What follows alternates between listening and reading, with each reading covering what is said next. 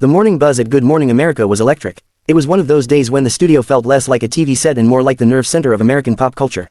Big guests, high ratings pressure, and a few whispers among the producers made the air feel unusually tight.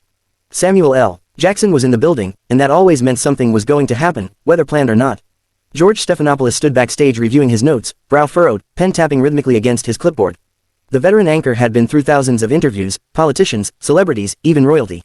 But something about today had him wired. It wasn't the movie Samuel was promoting, a tense political thriller called The Final Directive, that was just the hook. What George really wanted to do was push a little harder. Ask about the recent viral comments Samuel had made in a podcast, comments some considered anti-establishment, and others dangerously provocative. Meanwhile, Samuel L. Jackson, in his trademarked Kangol cap and deep purple leather jacket, strolled through the backstage corridor like a general surveying unfamiliar terrain.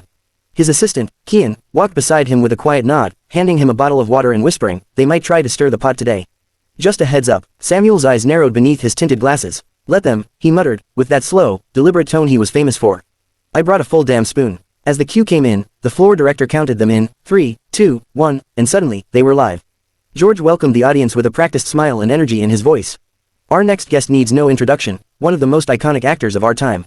Samuel L. Jackson is here to talk about his new film The Final Directive, a thriller that dives deep into the world of political power and manipulation." Samuel nodded and smiled, playing along at first. "Good to be here, George," he said coolly. For the first few minutes, the interview was smooth. They talked about the film's intense scenes, the characters' moral dilemmas, and working with a younger cast. Jackson was articulate, passionate, and even cracked a few jokes that had the crew stifling laughter off camera. But then, the shift came. George leaned in slightly, voice a bit more serious. "Samuel, I want to ask you about something beyond the film. Recently, you made a few statements on the Truth Seat podcast about government overreach and what you called celebrity silence in the face of injustice. Some people found those comments inflammatory." Samuel raised an eyebrow. "Some people are you, George." There was a pause, not long, but just enough to create tension. The camera angle tightened slightly, closing the space between them. George continued, unfazed, "I think it's a fair question. You've been outspoken throughout your career. But don't you think statements like those, in today's climate, can escalate division?"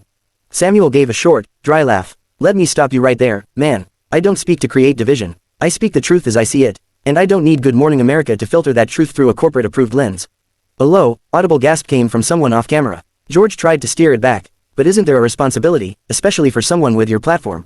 "Responsibility?" Samuel cut in, his voice rising just slightly. "You know what my responsibility is, George. It's to be honest, to not sit up here and play polite while real people out there are catching hell. If that makes you nervous, maybe it ain't me who needs to reevaluate things." Now it wasn't just tension, it was electricity. The room was silent, even the camera crew had gone still. George cleared his throat. "Well, we'll be right back." "No, let's not be right back," Samuel said, turning slightly in his chair, looking directly at the camera now. "Let's stay right here and deal with the damn truth for once." The moment the show cut to commercial, chaos erupted behind the scenes. Producers scrambled in the control room, trying to figure out how to patch the interview or pivot to another segment.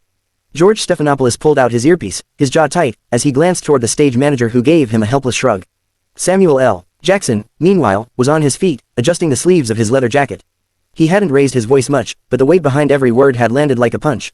Crew members along the set stood frozen. They had seen passionate guests before, celebrities throwing tantrums or getting snappy, but this wasn't that. This was calculated, deliberate, and righteous. "Where's my damn car?" Samuel muttered to Kian, his assistant, who was already making a call. Outside, Kian replied, "Black SUV, 2 minutes." George, regaining composure, walked toward Samuel, speaking quietly. "Look, I wasn't trying to ambush you. But you have to admit, some of what you've said lately is, a lot." Samuel turned to him, deadly calm. "You don't get to tell me what's, a lot, George. You sit here every morning in your $1,000 suit pretending to care while sipping from your corporate coffee cup. I come from a place where people don't have that luxury." "It's a morning show," George said through gritted teeth. "We try to keep things balanced. We don't get into." "You invited me," Samuel interrupted, stepping forward. "You invited me knowing damn well who I am. You knew I wasn't coming here to play nice. You wanted real, and now you're mad because you got it." By this point, Michael Strahan had approached, trying to smooth things over. "Hey Sam, brother, maybe we cool it down, yeah? Not worth all this over a segment." Samuel turned, eyes still burning but softened for a second. "Mike, I respect you. Always have, but don't ask me to shrink so they can feel comfortable." Strahan nodded, backing off. The commercial break was almost over, and the showrunners had a tough call to make. Bring Samuel back and risk more fireworks on live TV, or cut the segment altogether. They chose the latter. When the broadcast resumed, George was alone at the table, his tone noticeably cooler. "We'll be moving on from our scheduled interview with Samuel L. Jackson," he said carefully. "We had a passionate discussion during the break, and we look forward to continuing that conversation another time."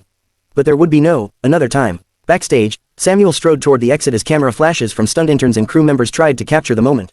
Just before reaching the studio doors, he paused, turned, and said to no one in particular, "Y'all might want to rethink what kind of truth you're actually serving here." Then he was gone. By noon, the internet was ablaze. Hashtags exploded across Twitter and Instagram. Hashtag Samuel snaps, hashtag Jackson vs George, hashtag Truth Unfiltered. The 7-minute clip was already circulating, raw and uncut. Viewers were divided. Some hailed Samuel as a truth teller refusing to be muzzled by corporate media, while others labeled it a PR disaster. Memes exploded. News outlets began replaying the clip on a loop. Late-night comedians teased they had just found their monologue opener. George Stephanopoulos, for his part, issued a mild statement hours later: "We welcome passionate conversations on GMA. Today's interview took an unexpected turn. We value all voices." By the next morning, Good Morning America was still reeling. What had begun as a routine celebrity interview had morphed into a national conversation, and the ripple effects were just beginning to hit. Network executives held a closed-door meeting before sunrise. PR teams drafted apology statements, trying to walk the delicate line between defending their anchor and not alienating one of Hollywood's most iconic and outspoken stars. George Stephanopoulos, visibly exhausted, arrived to the studio an hour early, already fielding calls from every major outlet asking for comment. And meanwhile, Samuel L.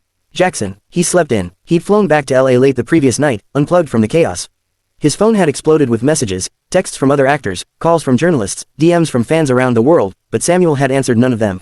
Instead, he sat at his kitchen table, sipping black coffee, watching the headlines roll in. Samuel L. Jackson explodes on live TV. George Stephanopoulos ambushed star. Was it fair? Jackson versus the establishment. A wake-up call for morning news. Kian finally broke the silence. "You see the view counts." Samuel nodded, not looking up. "More people watched that than the last 2 Oscar shows combined. You trended in 30 countries. I'm not surprised. The world's hungry, man. Hungry for real." Samuel leaned back in his chair, exhaling slowly. "They invite me for the movie, but what they don't realize is, I am the message.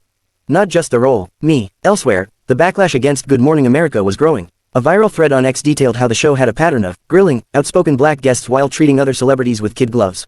Old clips were resurfaced. People dissected George's body language. Hashtags like hashtag respect black voices and hashtag let him speak started trending.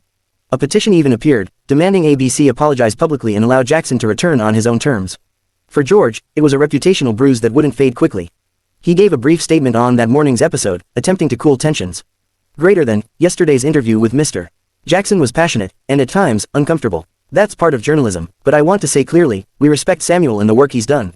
And while we may disagree at times, dialogue is important. It wasn't enough. Samuel's publicist, when asked whether he'd consider returning, replied flatly, unlikely. He said what needed to be said. Later that week, Samuel made a surprise appearance on The Daily Show, where guest host Wanda Sykes gave him a standing ovation as he walked in. The crowd chanted his name. Wanda grinned. "Man, I gotta ask, were you trying to go viral, or was that just you being you?" Samuel chuckled, leaning into the mic. "I didn't go there to blow up. I went there to speak the truth. But sometimes, the truth is the bomb." The audience roared. "You don't come for me with pre-scripted drama and expect me to sit there and smile like I'm in a toothpaste commercial. If I see something fake, I'm gonna call it fake." The clip hit 20 million views overnight. In the following days, Samuel turned the controversy into fuel. He launched a short video series called Unfiltered with SLJ, in which he talked candidly about media hypocrisy, power, race, and truth. The first episode, the interview they tried to control, it topped YouTube's trending page within hours. Back at GMA, a subtle shift was happening. Producers began rethinking how they approached hard questions, and who they were willing to ask them to. Meanwhile, other celebrities began speaking out, emboldened by Samuel's stand. Interviews became less scripted, questions got bolder. The show, for better or worse, would never be quite the same again. As for Samuel, he didn't care about the fallout. He didn't need a network's approval, or a PR rescue plan. All he needed was his voice, and a stage loud enough to carry it.